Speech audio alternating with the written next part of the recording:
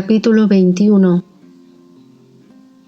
El logro de la sabiduría, su naturaleza y el principio de las escrituras.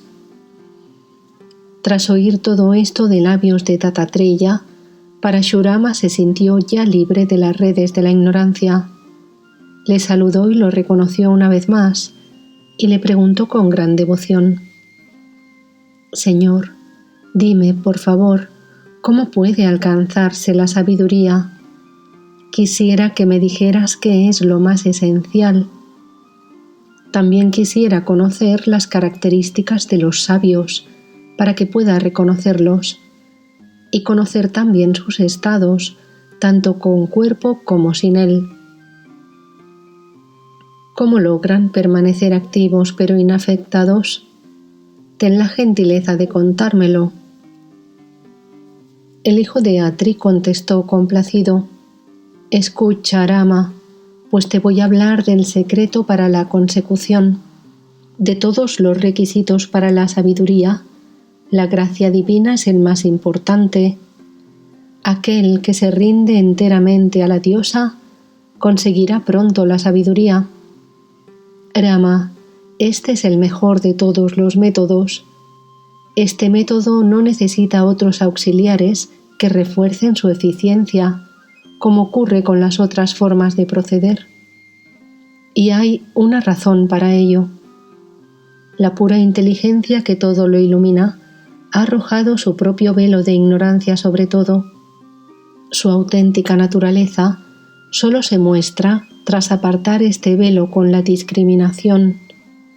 Esto es muy arduo para aquellos cuyas mentes se dirigen hacia afuera, pero es fácil y rápido para quienes veneran a la diosa del sí mismo con la exclusión de todo lo demás. Un devoto intenso, aun con una disciplina escasa en otros aspectos, puede entender la verdad inmediatamente, si bien solo teóricamente, siendo capaz de exponérsela a otros. Esta exposición le ayuda a empaparse en esas ideas para así absorber la verdad. Esto le lleva en última instancia a identificar a todos los individuos con Shiva, de modo que ya no es afectado por el placer y el dolor. La completa identificación con Shiva le convierte en un ñani excelente y en un emancipado en vida. Por tanto, la vía de la devoción es la mejor de todas. El ñani es insondable, luego sus características son difíciles de entender. Un erudito, por ejemplo, solo puede ser descrito adecuadamente por su apariencia, modales e indumentaria, porque sus sentimientos y la profundidad de sus conocimientos solo él las sabe. El sabor de un plato no puede transmitirse con palabras a una persona que nunca lo ha comido. Del mismo modo, un erudito solo puede ser debidamente apreciado por otro erudito. Hay, desde luego, algunos rasgos bien obvios, como hay otros sutiles e inescrutables. Entre los más obvios están su habla, su lenguaje, posturas de meditación, formas de adoración, desapasionamiento, etc., todos los cuales pueden ser imitados por hombres sin conocimiento. Lo que para otros son logros, producto de la disciplina y el esfuerzo, es natural para el sabio, cuya mente es pura y sin doblez. Aquel a quien no afecta ni el insulto, ni la ganancia o la pérdida, es un sabio de la mejor clase. Los sabios mejores pueden dar respuestas completas y sin rodeos en cuestiones relacionadas con la realización y la verdad última. Incluso parecen animarse al discutir cuestiones relacionadas con el conocimiento sin que se canse nunca de exponerlas. Lo esencial de su naturaleza es la ausencia de esfuerzo. El contento y la pureza están siempre en él, ni las peores situaciones pueden alterar la paz de su mente. Estas son cualidades que han de valer para someterse a prueba a uno mismo, no para juzgar a otros, puesto que pueden ser auténticas o falsas. El aspirante ha de aplicárselas a sí mismo para poder juzgar su mérito. Solo entonces estará en condiciones de juzgar a los demás. ¿Cómo puede dejar de mejorar a uno el ponerse a prueba? Que nadie pierda su tiempo juzgando a otros. Bastante tendrá con juzgarse a sí mismo. Así, uno va acercándose a la perfección. Debe entenderse que todo lo relacionado con los rasgos de los ñanis solo puede valer como referencia para uno mismo y nunca para otros, puesto que admiten muchas modificaciones según las circunstancias. Por ejemplo, un ñani que ha realizado su sí mismo con muy poco esfuerzo puede seguir con su conducta habitual por más que su mente sea inexpugnable y parecer una persona mundana en todos los aspectos. ¿Cómo entonces podrá ser juzgado por otros? Y sin embargo un ñani reconocerá a otro a simple vista, igual que un joyero puede reconocer las piedras preciosas con una simple mirada. Los ñanis del grado más bajo se comportan como ignorantes en su cuidado por los cuerpos. Ellos no han logrado sostenerse en el samadhi espontáneo y sin interrupciones. Solo están en el estado perfecto cuando se hallan muy compuestos y calmos. Mantienen todavía la mayor parte de su sentido del cuerpo y experimentan el dolor y el placer con tanta fuerza como cualquier animal cuando no están inmersos en la investigación del ser. No es que estén siempre investigando, pero hay periodos en los que sí se hallan en un estado perfecto debido a su experiencia y práctica anterior. Entonces son emancipados, pues la sensibilidad animal es solo una perturbación pasajera que no tiene por qué dejar huellas en ellos.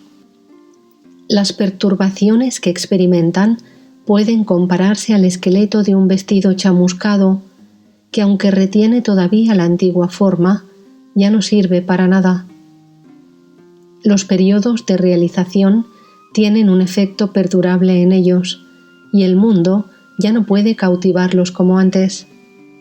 Se suele decir que un tinte aplicado a la punta de un paño penetra y lo colorea por entero.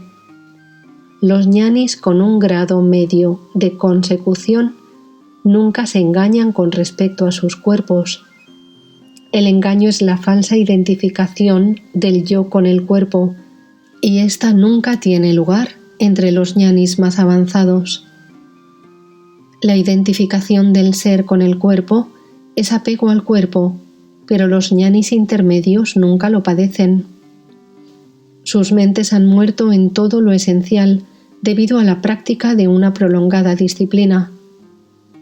Ellos no despliegan actividad porque se hallan completamente poseídos de sí mismos. Hacen solo los trabajos indispensables para su mantenimiento, y estos, sin apenas conciencia, como los hombres que hablan y se mueven en sueños. Se comportan como hombres ebrios porque han trascendido el mundo, pero son conscientes de sus acciones. Sus cuerpos deben seguir su evolución natural según los vasanas del individuo y su destino. Los ñanis más elevados no se identifican para nada con su cuerpo y siempre se sienten diferentes de él. Su trabajo es como el del conductor de un carro, que nunca se confunde con su vehículo. No es el cuerpo ni el actor, es simple y pura inteligencia. Está totalmente desapegado de la acción, aunque a ojos del espectador él parezca activo.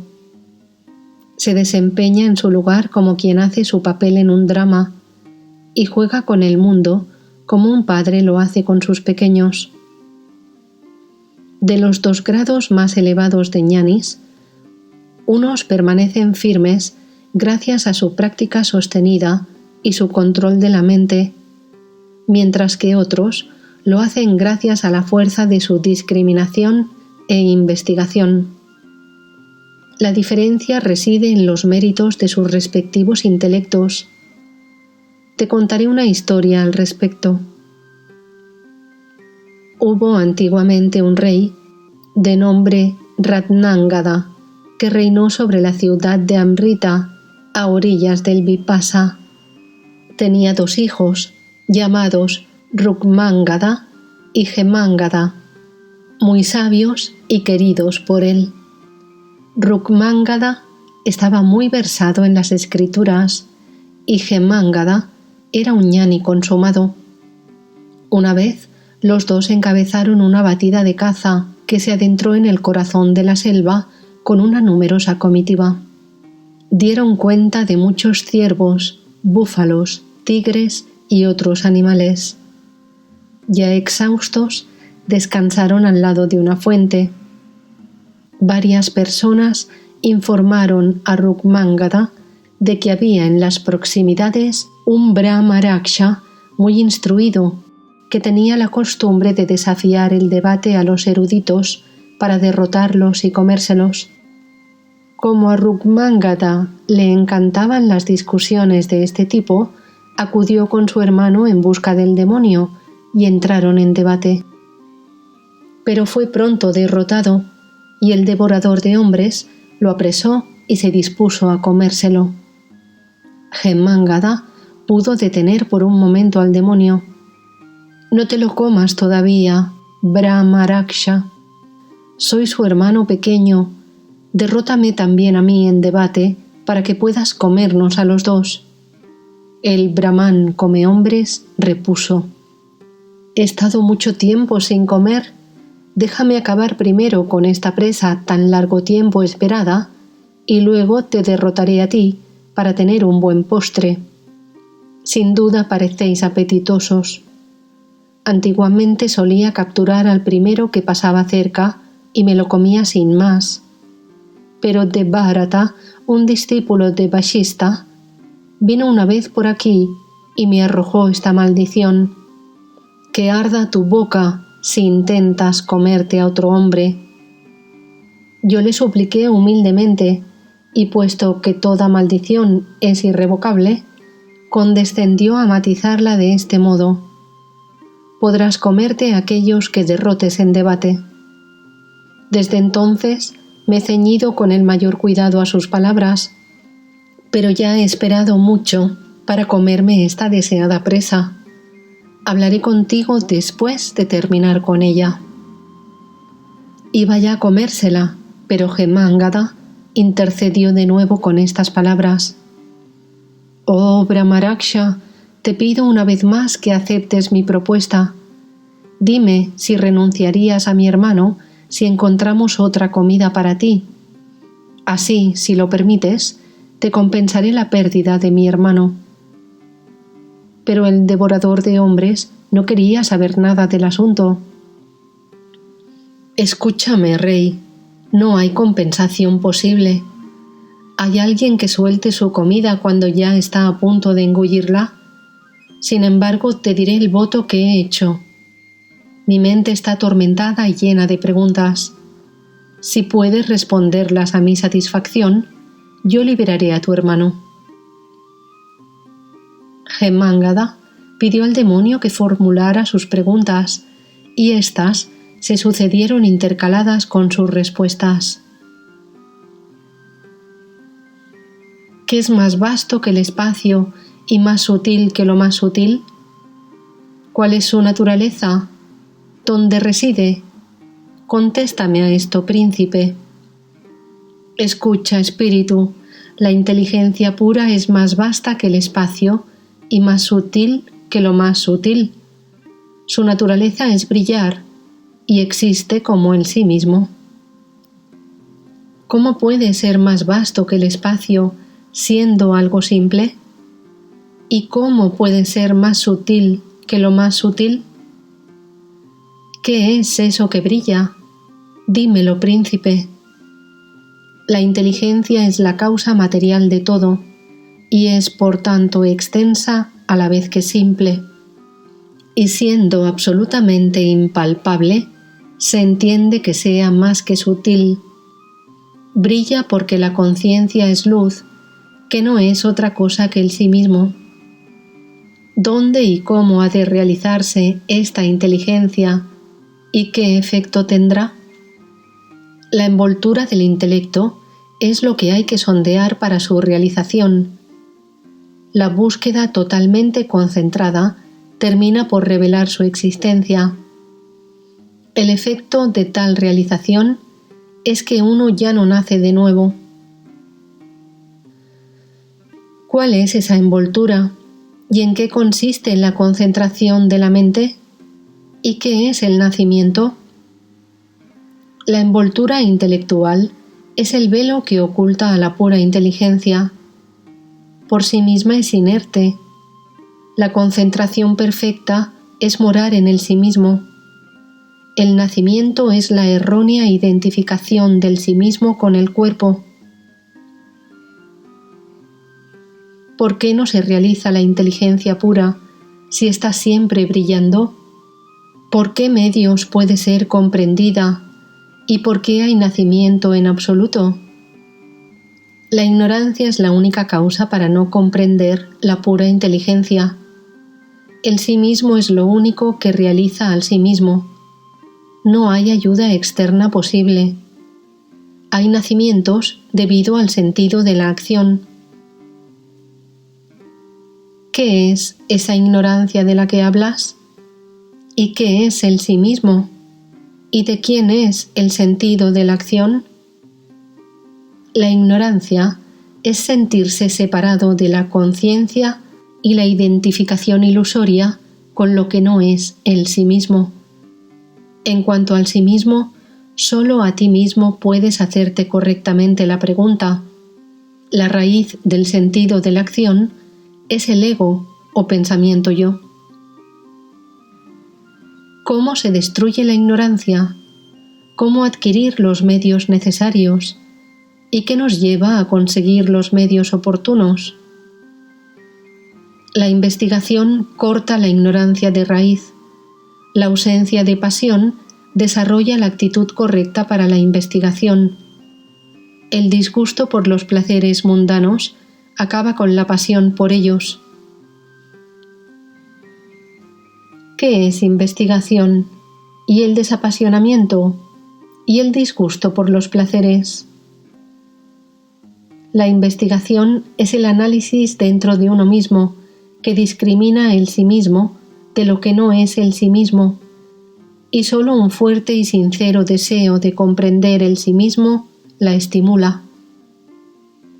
Ausencia de pasión es el desapego por el entorno.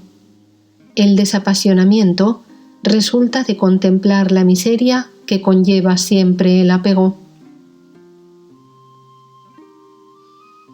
¿Cuál es la causa principal en la base de todos estos requisitos? La gracia divina es la causa raíz de todo lo que es bueno. Solo la devoción por Dios puede atraer su gracia. Esta devoción se origina y desarrolla por asociación con el sabio. Tal es la causa primera. ¿Quién es ese Dios? ¿Qué es tener devoción por Él? ¿Quiénes son los sabios? Dios es el Señor de la creación. La devoción es el firme amor por Él. Los sabios son aquellos que residen en la paz insuperable y se funden amorosamente con todo. ¿Quién está siempre en manos del miedo, y de la miseria, y de la pobreza? El miedo se apodera siempre del hombre con riquezas, la miseria del que tiene una gran familia, y la pobreza de aquel cuyos deseos son insaciables. ¿Quién está libre de miedos? ¿Quién está libre de miseria? ¿Y quién nunca tiene necesidades? El hombre sin apegos está libre de miedo. El que tiene una mente controlada está libre de miserias, y el autorrealizado nunca tiene necesidades. ¿Quién sobrepasa el entendimiento humano y es visible aún sin cuerpo? ¿Cuál es la acción del inactivo? El hombre ya emancipado sobrepasa el entendimiento humano. Se le puede ver aunque no se identifique con su cuerpo. Todas sus acciones son las de un hombre inactivo. ¿Qué es real? ¿Qué es irreal? ¿Qué es inapropiado? Respóndeme y rescata a tu hermano. El sujeto es real y el objeto irreal. Distinguirlos es distinguir al sí mismo de lo que es ajeno a él. Lo inapropiado es estar siempre mezclado con el mundo, pues es lo ajeno al sí mismo. Ya te he respondido a tus preguntas. Libera ahora a mi hermano, por favor. El Brahmaraksha liberó a Rukmangada al tiempo que se convertía en un brahman ordinario. Ante la vista de un brahman lleno de mérito y familiarizado con las austeridades, los dos príncipes le preguntaron quién era. Respondió el brahman: yo fui antiguamente un brahman de Magadha, me llamo Basumat. Era famoso por mis conocimientos y tenía reputación de invencible en el debate. Estaba muy orgulloso de mí mismo y busqué la asamblea de los eruditos más famosos que se reunían en todo el país bajo el patrocinio real. Entre ellos había un gran santo de sabiduría contrastada y totalmente absorto en el ser. Su nombre era Ashtaka. Yo había ido allí por el puro afán de discutir, y aunque mis conocimientos no iban más allá de la dialéctica, puse en cuestión y traté de refutar sus afirmaciones sobre la autorrealización por la mera fuerza de la lógica. Él respaldó sus argumentos por abundantes citas de los textos sagrados. Como veía que me quedaba sin laureles, insistí cuanto pude en mis presuntas refutaciones. Viendo que yo era incorregible, el santo decidió callarse. Sin embargo, uno de sus discípulos, descendiente del linaje de Kashyapa, montó en cólera ante mi falta de vergüenza y me maldijo delante del rey con estas palabras: «Astilla de Brahman, ¿cómo pretendes refutar a mi maestro si no tienes ni idea de sobre qué está hablando? Conviértete en un necrófago y vive de la carne humana por mucho tiempo». Yo me eché a temblar ante la imprecación y me refugié a los pies del sabio Ashtaka. Estando el hombre siempre absorto en el ser, sintió lástima de mí a pesar de haber estado contrariándolo hasta hacía un instante, de modo que trató de modificar la maldición y mitigarla añadiéndole este final: que puedas asumir tu antigua forma tan pronto como un sabio te presente respuestas adecuadas a todas las preguntas que tú me planteaste. Yo te respondí y tú refutaste solo para llevarme la contraria. Oh príncipe, acabas de liberarme de mi maldición. Solo puedo considerarte como el mejor de los hombres, conocedor de las cosas de este mundo y del otro. Los príncipes no salían de su asombro ante la historia de su vida. El brahman siguió con sus preguntas a Gemangada y aún aprendió otras cosas de él. Luego, los príncipes volvieron a su ciudad tras despedirse de Basumat.